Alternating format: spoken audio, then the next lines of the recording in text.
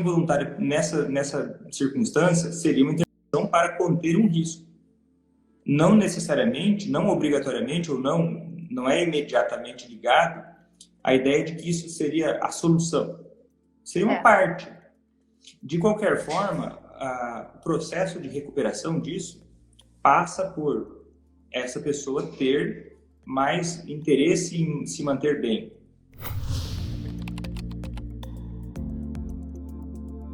Bom dia! Bom dia. Eu atualizei lá o aplicativo e agora apareceu.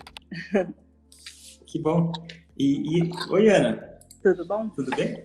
Tudo bom. E aí, você tem alguma pergunta para mim? Eu já até comentei lá na comunidade tudo que meu marido, de uns tempos para cá, umas 2 semanas, 3, voltou a beber com maior frequência, né? Apesar da quantidade ser pequena para o que era, né? Porque antes ele bebia mais nos finais de semana e muito. Aí depois que ele parou um tempo, agora voltou. E depois que eu comecei o curso e que eu comecei a aplicar a extinção comportamental e tudo, ele até passou algumas semanas sem beber, umas 3 semanas, mas depois voltou e agora tem bebido até durante a semana, coisa que não era costume dele, nunca foi. Antes da pandemia ele não bebia em casa sozinho, era muito raro. Então, e assim, qualquer conversa tá gerando nele maior resistência. Não sei onde que eu estou errando, né? Parece que ele voltou para pré-contemplação, que não acha que tem que parar de beber, não quer. Então, isso está me gerando dúvidas. Se eu volto para... Até ontem comecei a rever o curso desde o início, apesar de não ter acabado todas as aulas ainda, mas eu voltei para o início para ver se começo tudo do zero de novo, né? Ok, beleza, vamos tentar entender isso melhor. Eu acho que antes de a gente entender o que fazer, é importante a gente entender o que é que está acontecendo. E a análise funcional de como as coisas evoluíram. Tipo assim, para entender o que é que tá acontecendo de uma forma mais precisa. O que costuma acontecer às vezes, né, quando você começa a fazer extinção comportamental? O que é a extinção comportamental por natureza, né? Eu não vou explicar tudo, porque tem todas as aulas lá, mas só para ilustrar esse raciocínio. Você está tirando um reforçador do comportamento atual. Isso. Quando você tira esse reforçador, isso incomoda. Porque é um reforçador, e a tendência natural da gente é continuar da mesma forma, continuar com o menor gasto de energia possível. Então, se existe um comportamento que já era aprendido e repetido, quando você movimenta ele através da retirada de um reforçador, isso tende a causar um processo chamado explosão comportamental. Isso. Que é um período de maior resistência para tentar voltar ao mesmo comportamento de antes, nas mesmas circunstâncias, no mesmo equilíbrio. Tenta manter aquele equilíbrio anterior. É como se fosse uma força, mas tipo assim, você vai puxar tá puxando alguma coisa para fora, que tenta se segurar, tenta manter como era antes, né? A tendência é manter como era antes. E isso pode passar por algum período de maior resistência, que parece que piorou. A explosão comportamental tem essa sensação. Assim, poxa, mas parece que está piorando as coisas. E às vezes até realmente surgem coisas que não eram habituais durante um tempo. Só que o que acontece? A explosão comportamental, por natureza, ela é esperada. Isso. Mas, e ela tem na aula da fundação, eu falo até... Não, acho que na prática mesmo. Nas estratégias comportamentais, eu até falo sobre o processo do luto que pode acontecer junto com a explosão comportamental. Você lembra mais ou menos dessa aula? Já tem um tempinho, então eu estou começando a voltar agora. Volta para ela. Extinção comportamental na prática. É uma aula de mais ou menos uns 40 minutos, 50 minutos. em que eu falo detalhes sobre essa reação que acontece de maior resistência durante a extinção comportamental. É que é aquela história, tem estratégias que são mais doces, gostosas, e tem algumas que são mais amargas, como a extinção comportamental. Como é uma estratégia mais amarga, ela tende a causar um pouco mais de desconforto e movimento. Tipo, pô, peraí. Então, nessa aula, eu recomendo que você dê uma olhada, eu explico sobre não só a explosão comportamental, sobre como o processo de luto que às vezes acontece da ideia de parar um comportamento. Porque isso acontece com qualquer comportamento humano em geral. Nosso cérebro ele tem mais medo de perder do que vontade de ganhar. Então, a ideia de mudar um comportamento para parar de fazer alguma coisa tende a ser um impacto, dependendo da forma que isso é apresentado. Por natureza já é, mas dependendo da forma que isso é apresentado, a gente consegue tentar reduzir ou modificar um pouco esse caminho. Como? Adicionando coisas positivas, com o jeito que vai dialogar a respeito disso, para buscar entender maneiras de não ficar o foco naquilo que está sendo perdido.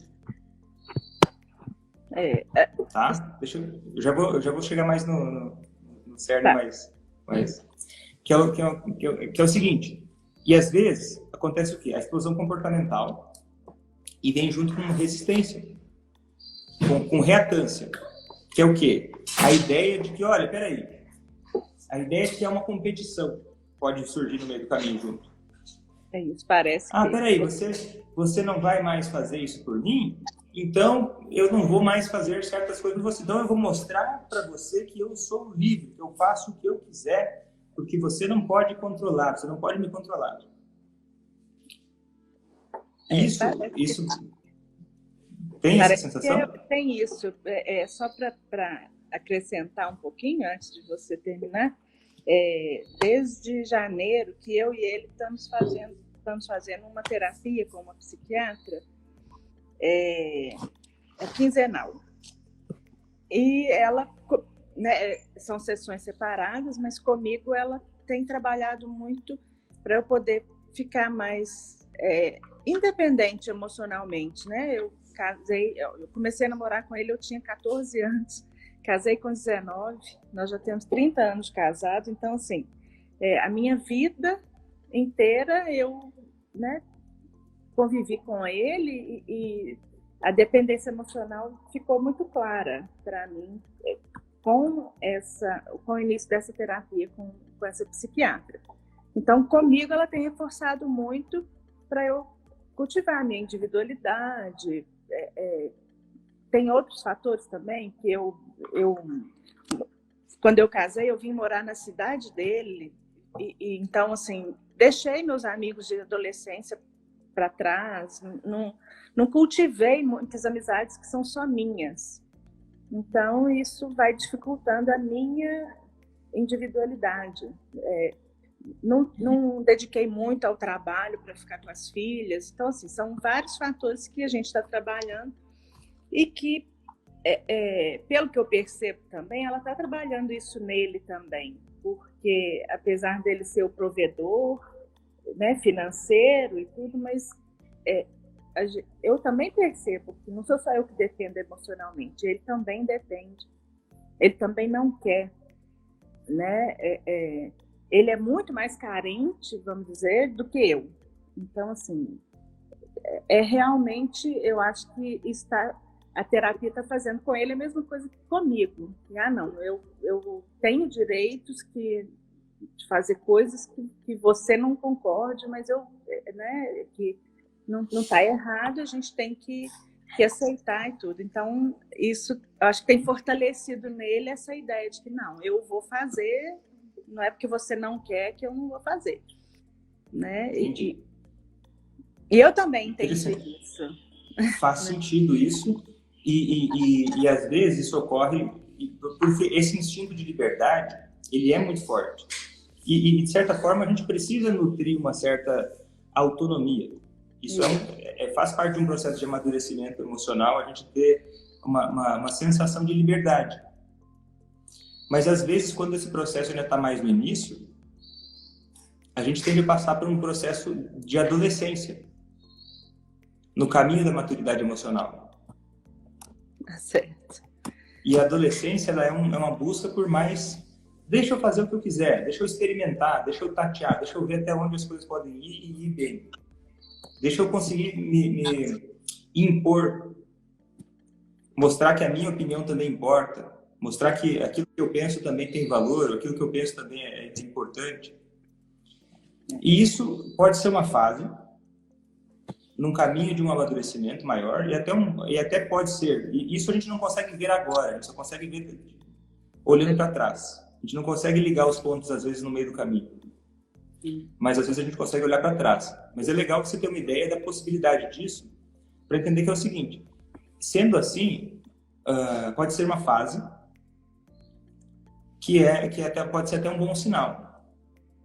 Eu não estou sofrendo com isso, não. Só estou querendo, né, desenvolver. Mas no meio dessa fase, o que pode ajudar e por isso que eu recomendei que você assistisse essa aula, porque eu dei vários exemplos lá também, de uma forma bem organizada. E eu sei que é bastante coisa, né, que às vezes alguma coisa fica para trás, mas acho que essa aula seria ideal para você nesse momento. De melhorar o diálogo também, conversar, ter outras interações que não envolvam só o álcool. E na mesma medida, não afrouxar demais na extinção comportamental. Isso eu tenho que apertar mesmo. Eu já comentei com você. É uma coisa que tá difícil nos finais de semana, porque a gente, né, tem a pandemia, tem o isolamento, a gente não pode ficar saindo. Então, aí na hora que eu vou preparar o almoço, tem mais gente em casa e ele vai e abre uma garrafa de vinho ou né, ou vai lá e compra a cerveja. Então, assim, é uma coisa que ainda está difícil. Ontem mesmo eu conversei com a minha mãe, que a minha mãe fica assim, mas se ele tomar 3 cervejinhas não tem problema, fala comigo. Aí eu expliquei para ela que não, mãe, então que aos poucos, o dia que eu der a louca e falar que não vou fazer almoço, a senhora não assusta, não. Então, né, já estou preparando os genros, a mãe, porque qualquer dia desse eu vou ter que enfrentar mesmo essa extinção de verdade, que na hora que ele abrir eu simplesmente... porque é nesse momento, é na hora que eu levanto para ajeitar o almoço que ele... ou então, durante a semana, é quando ele vai levar a nossa funcionária em casa, ele passa e busca e traz. Aí esse momento é mais fácil de eu fazer a extinção, porque ele já sabe que eu não vou ficar perto. Ele mesmo já está sentando na varanda e não...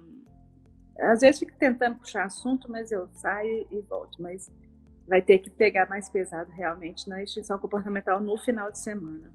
Eu acho que vale muito a pena. Porque nessas fases é como se fosse uma assim, deixa eu ver se eu consigo fazer a mesma coisa de antes sem ter prejuízo. É uma fase de negociação, tentando voltar ao que era antes. Então, se tiver alguns momentos em que isso acaba sendo possível, é como se enfraquecesse um pouco o processo de extinção comportamental real. Assim. E aí pode ser que demore mais.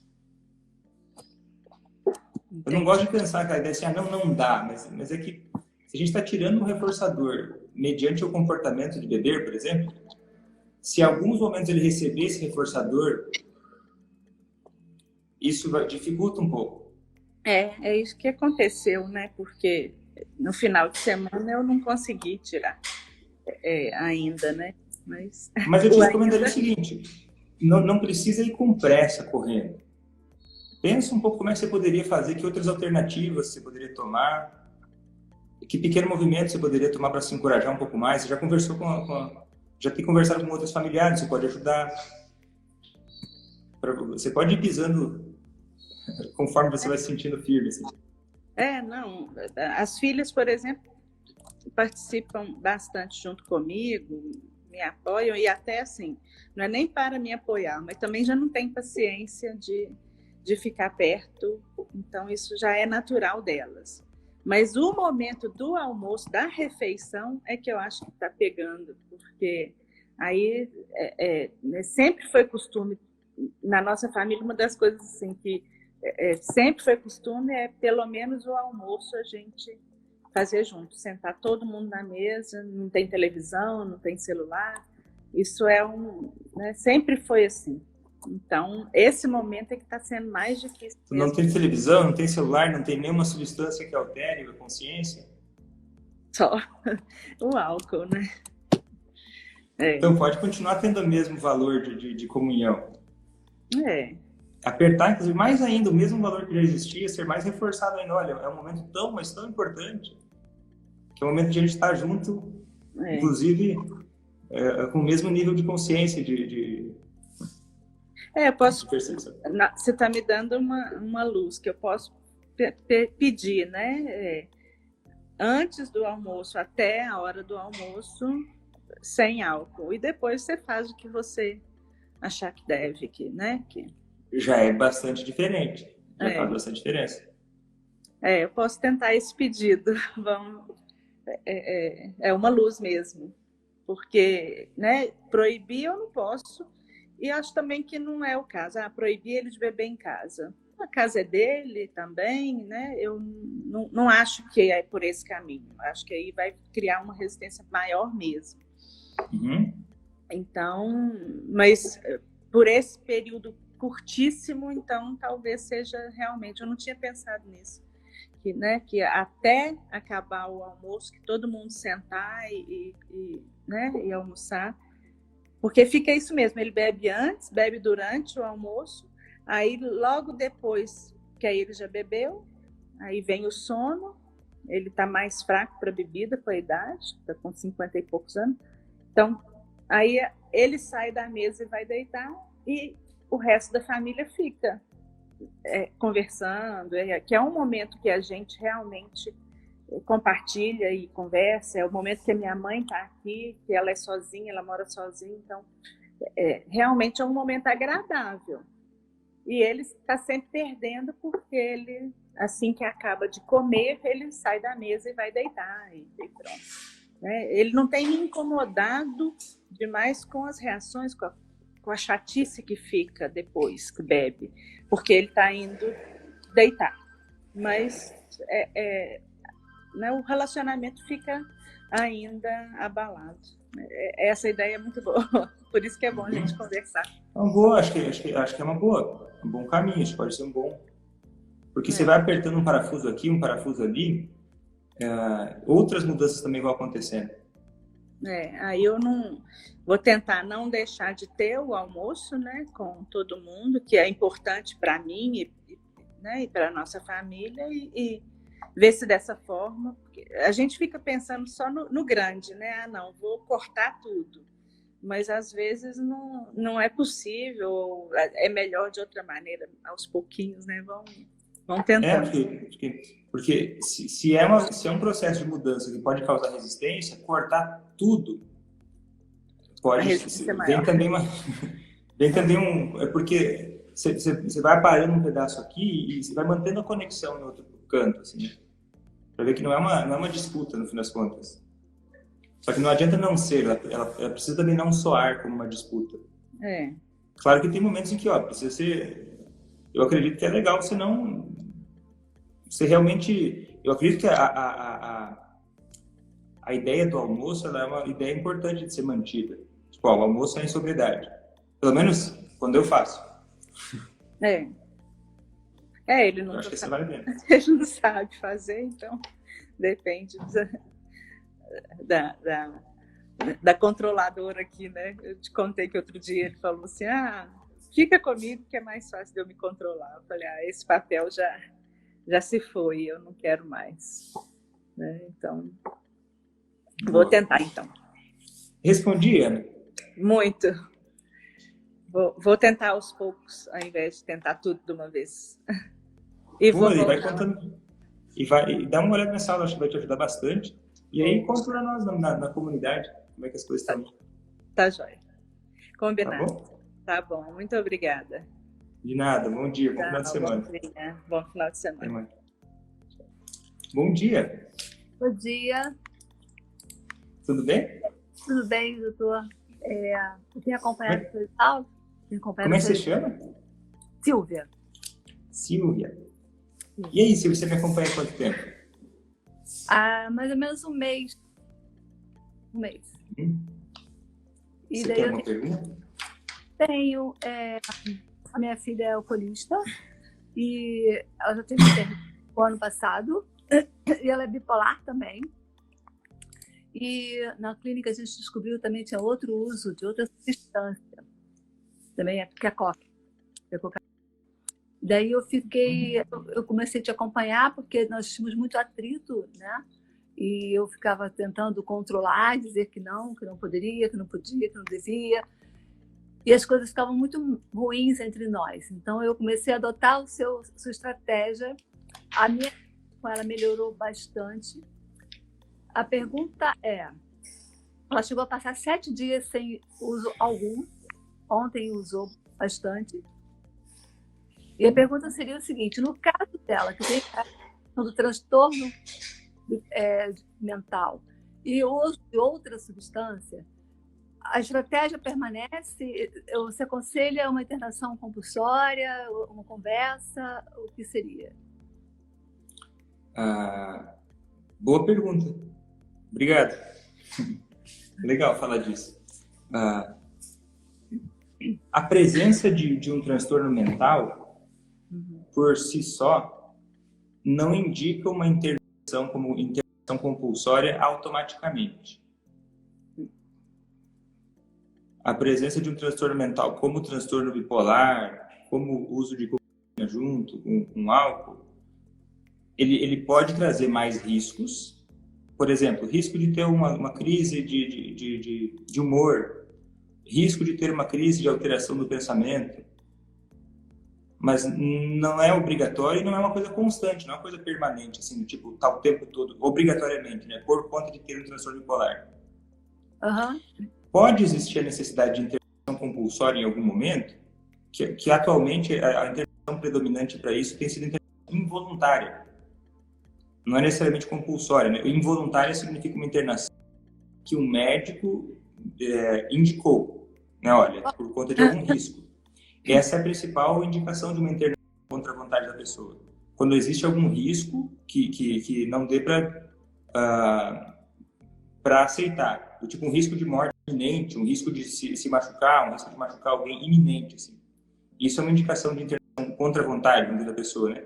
Por quê? Principalmente para conter o risco.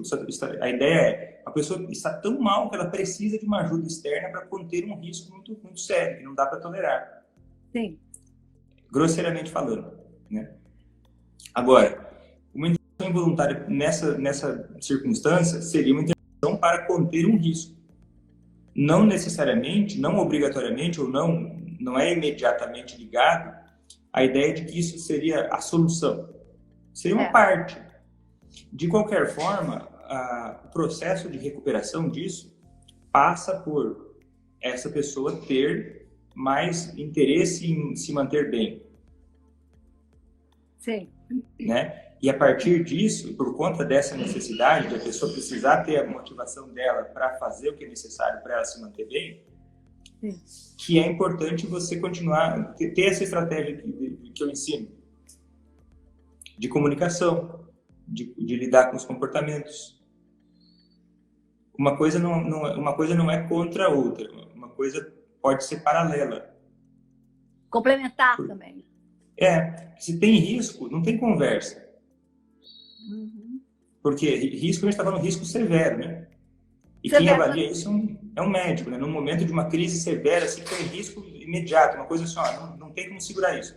Aí sim, um médico pode avaliar e dizer, olha, não, isso não dá para manter em casa, não tem como fazer isso, a gente precisa conter esse risco. Certo. Mas o risco tende a passar, né? A tendência é que o risco passe e essa pessoa volte a um status mais normal. Ou pelo menos a situação não tão de risco. E aí vai precisar lidar com isso de alguma forma. Sim. Para que ela possa desejar mudança, se comprometer com essa mudança e fazer o que for necessário para se manter bem, vamos dizer assim, né? Não sei se eu te respondi. Respondeu. Eu continuo com a estratégia, então, no caso, por exemplo, de ontem, que houve esse... eu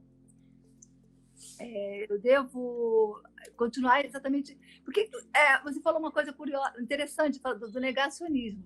Às vezes nós também, o familiar também nega, porque também é difícil de lidar com atrito, especialmente com quem você ama. Então você acaba fingindo que nada está acontecendo para conter o atrito e acaba reforçando também. É um reforçador também. Tanto o atrito quanto o não atrito o tempo inteiro é um reforçador. Uhum. Pode ser sim. Pode, né? E eu, por exemplo, hoje eu não saberia lidar com ela. Hoje eu não saberia lidar, porque eu ainda estou no susto, sabe? Eram 7 dias já quero ficar bem, vamos fazer coisas, vamos...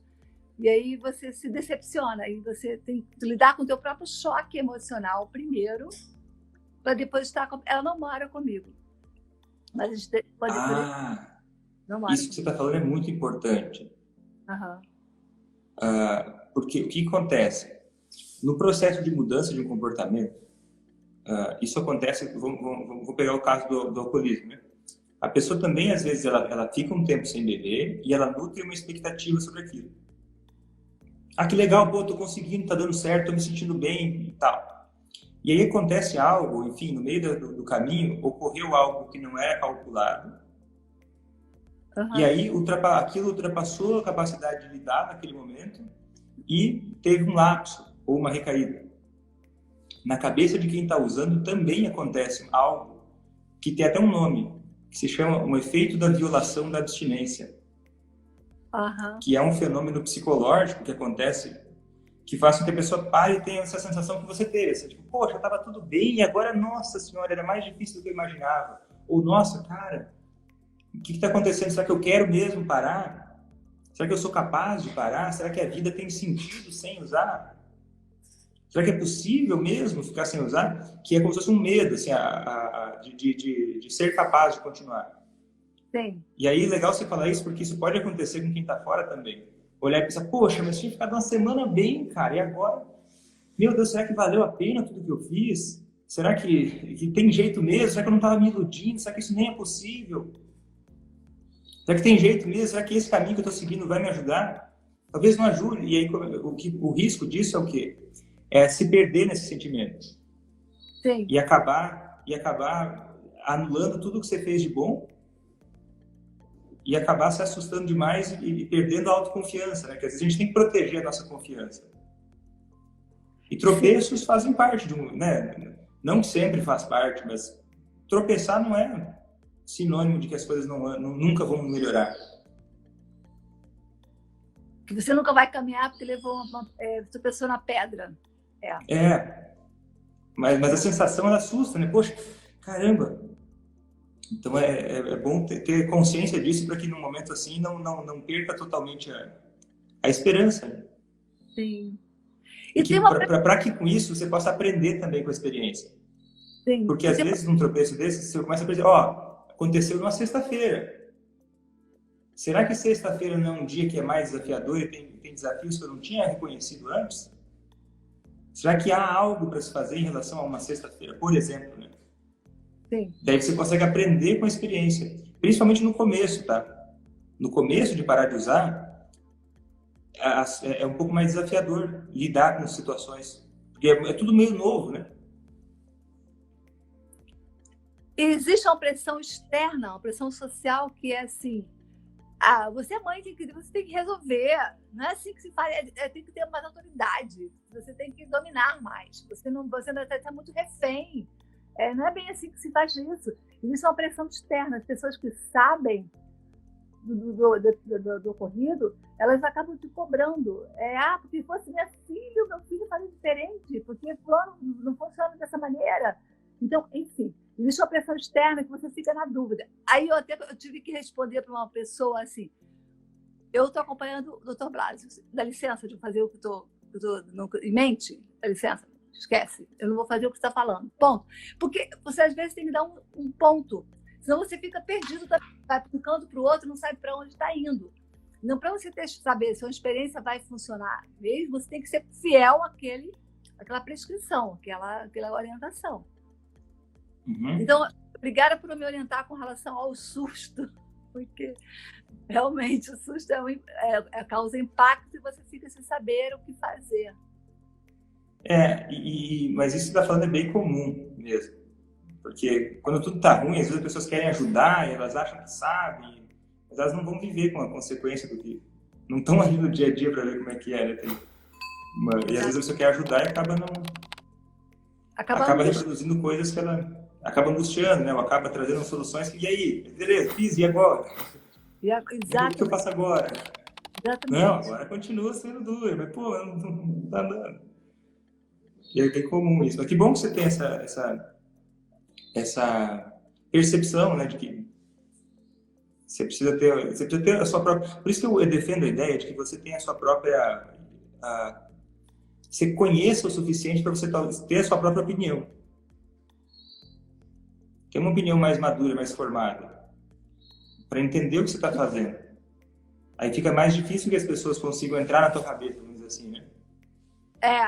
Tem que ser exatamente assim como eu estou entendendo como é que é. Daí, se eu entendendo como as coisas funcionam, os fundamentos, isso dá mais segurança de você desenvolver o seu próprio raciocínio.